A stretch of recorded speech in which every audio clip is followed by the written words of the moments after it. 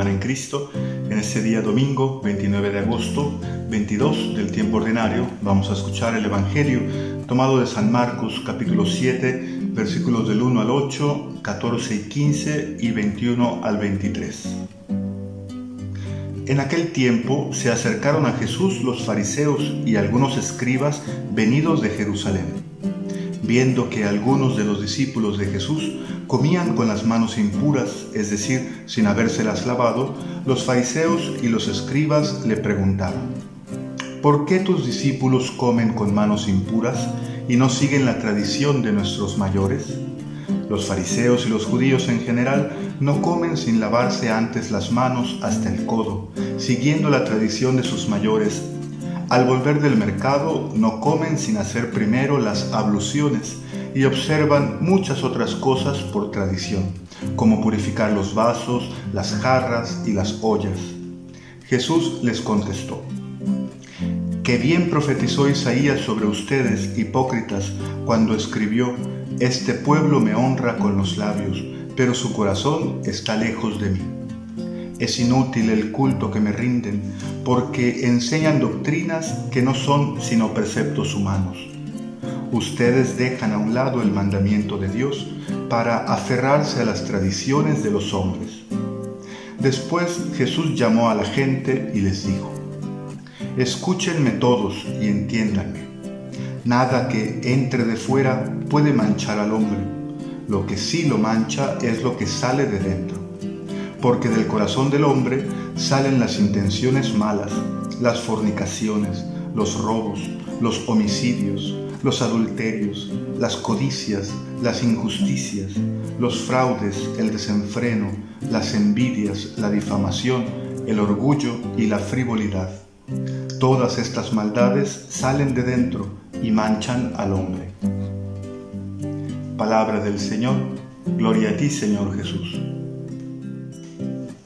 Escuchamos en este Evangelio cómo Jesús se va distanciando cada vez más de los escribas y fariseos de su tiempo, porque va denunciando las cosas que no tienen ya ningún sentido, porque Él ha venido a traer la buena noticia, la novedad, la plena revelación, y al traernos la verdad, Jesucristo mismo es la verdad hecha persona. Aquellos que lo han aceptado, la nueva comunidad cristiana, pues tiene que dejar de lado las cosas que no están en sintonía con esta verdad revelada, que Dios es amor, que Dios es Padre. Dice el Evangelio que de Jerusalén vinieron algunos escribas y fariseos. Quiere decir pues que Jesucristo estaba provocando división en medio del pueblo, y es así entonces que mandan este comité, ¿verdad?, para interrogar a Jesús. Quiere decir que está realmente provocando disturbios, y no podría ser de otra manera, ¿verdad?, porque Jesucristo, que es la luz, ilumina las tinieblas del corazón de los hombres y purifica y da también pleno sentido a todo. ¿Por qué es tan grave la acusación que hacen a Jesús por no cumplir con las abluciones, con los ritos de purificación del tiempo, pues que la misma religión mandaba y que era una parte central, ¿verdad?, muy importante de la religión? Las purificaciones de la religión judía tenían pues mucho sentido, un sentido realmente religioso, porque era querer mantenerse en estado, podemos decir ahora nosotros, ¿verdad?, en estado de gracia delante de Dios, pues para poder acercarse a Él. Pero Jesús, que conoce el corazón de los hombres y que conoce también la verdad en profundidad, y sabiendo que Él viene pues a liberar a los hombres, quiere que todos los hombres sean libres, pero que obtengan la verdadera libertad. La verdadera libertad no se va a obtener por unos ritos exteriores, sino más bien cuando decidamos acercarnos a Él, que es quien purifica realmente el corazón por el perdón y la reconciliación que obra en los que lo aceptan en su vida, en su corazón, escuchando su palabra y viviéndola. ¿Por qué los seres humanos buscamos los ritos, ¿verdad? Buscamos todas esas acciones que nos hagan sentir que estamos bien con Dios, que somos justos, que nadie puede reprocharnos nada? Decía un predicador que es algo que el ser humano tiene, que está en su propia naturaleza, porque al darse cuenta de su pobreza, de su límite, y al no aceptarla, entonces busca, ¿verdad?, el modo cómo justificarse, cómo ser más, y esto en el fondo pues es no aceptar la condición humana. Jesucristo no ha venido solamente a decirnos que aceptemos esa condición humana, esa pobreza. Cuando tenemos una pobreza queremos llenar, ¿verdad?, llenar ese vacío, queremos enriquecernos. Y es un deseo natural del hombre, pero Jesucristo ha venido a enriquecernos, ha venido a decirnos: Dios Padre los ama con todo el corazón, así como son, con su pobreza. Y aquí está también la maravilla de la encarnación de Jesucristo, que no ha desdeñado la carne humana, sino más bien nos ha mostrado que Dios ama su criatura por sobre todas las cosas y que no se avergüenza, sino al contrario, quiere liberarlo, quiere la felicidad plena de sus hijos, y esto el ser humano lo va a encontrar solamente cuando abracemos nuestra humanidad, nos reconciliemos con ella, y Jesucristo, que nos da la verdadera mirada que debemos tener sobre nosotros mismos, sobre nuestra vida, sobre nuestra naturaleza, es el único que puede realizar esta obra a través del don de su amor y de la misericordia. Descubrimos así pues que una religión, una relación con Dios que no se base en la alianza de amor entre Dios, que quiere salvar al hombre, que es su voluntad y su deseo, y el ser humano, que debe también admitir su pequeñez y su grandeza a la vez, llevará por consecuencia pues a un tipo de relación equivocada que no da ningún fruto. Alejarnos del Dios que es amor, abandonar esta relación personal con Él, nos hará sentir como en la antigua ley, es decir, por ejemplo, como se sentían los leprosos del tiempo de Jesús, que necesitados de la purificación, sabían que Dios era el único que podía purificarlos, que podía sacarlos de su miseria, pero a la vez la misma ley no les permitía acercarse por ser impuros.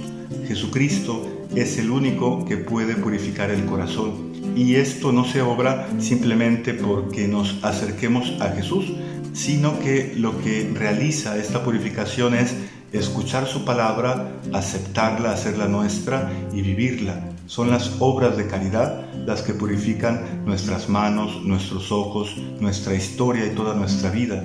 Es la misericordia que aceptamos del Padre y que damos a los demás lo que nos hace puros ante Él.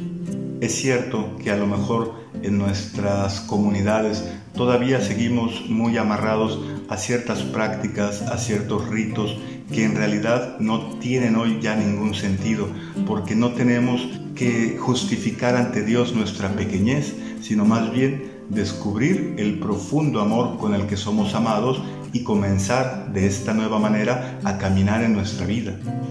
No quiero que nos detengamos pues simplemente a pensar cuáles son todos esos ritos o esas cosas sin sentido en nuestra manera de vivir nuestra religión.